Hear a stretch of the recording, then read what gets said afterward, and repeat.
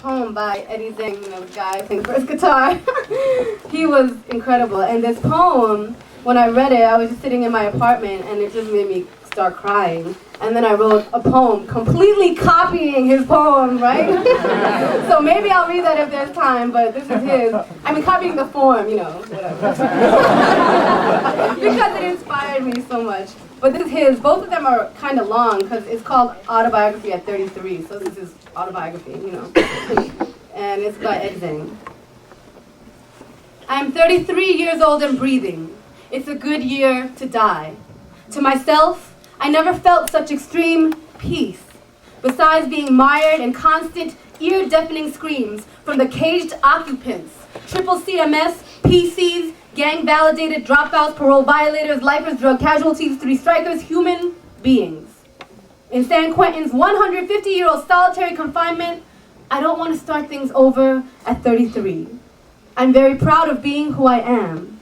I wrote a letter to a stranger who said, "You deserve to lose at least your youth, not returning to society until well into middle age," after reading an article about me in the San Francisco Weekly. I told him, 100 years from now, when we no longer exist on this earth of humankind, the seriousness of my crime will not be changed or lessened. I can never pay back my debt to the victims because I cannot turn back the hands of time, and I will not judge you. Whenever I think about my crime, I feel ashamed. I've lost my youth and more. I've learned that the more I suffer, the stronger I become. I'm blessed with great friends. I talk better than I write because the police can't hear my conversation. The prison officials labeled me a troublemaker. I dare to challenge the administration for its civil rights violations. I fought for ethnic studies in the prison college system. I've been a slave for 16 years under the 13th Amendment. I know separation and disappointment ultimately. I've memorized the United Front points of unity. I love my family and friends. My hero, Yuri Kochiyama, and a young sister named Monica, who is pretty, who came to visit me.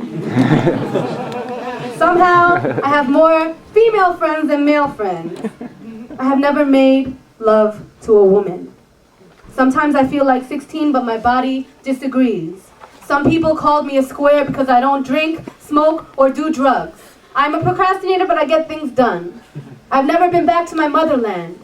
I've started to speak Spanish. Escribió una poema en español.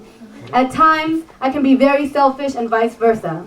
I've never been to a prom, a concert, opera, sporting event, or my parents' house. I don't remember the last time I cried. I've sweat with the Native Americans, attended Mass with the Catholics, went to service with the Protestants, sat and chanted with the Buddhists, but my mind is my church. I'm spoiled. In 2001, a young lady stopped loving me. It felt worse than losing my freedom. I was denied parole for the 9th time. I assured Mom I will be home one day after she pleaded me to answer her question truthfully. Are you ever going to get out of prison? The prison industrial complex and its masters attempted to control my mind. It didn't work. They don't know that I've been introduced to Che, Yuri Kochiyama, Paulo Freire, Howard Zinn, Frederick Douglass, Assata Shakur, Bell Hooks, Maurice Comfort, Malcolm X, Gandhi, George Jackson, Mumia, Buddha, and many others.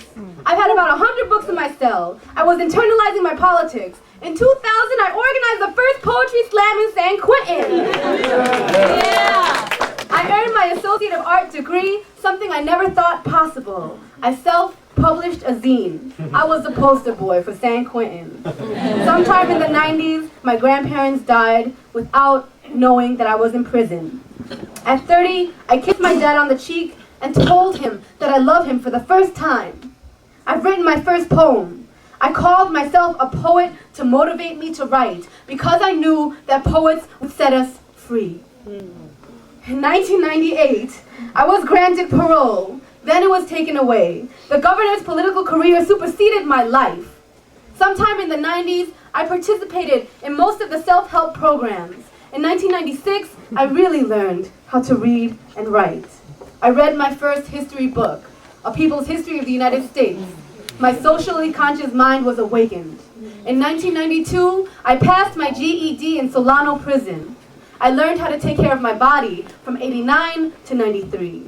In 87, I turned 18 and went to the pen from Youth Authority, the youngest prisoner in San Quentin's maximum security prison. I was lucky because people thought I knew Kung Fu.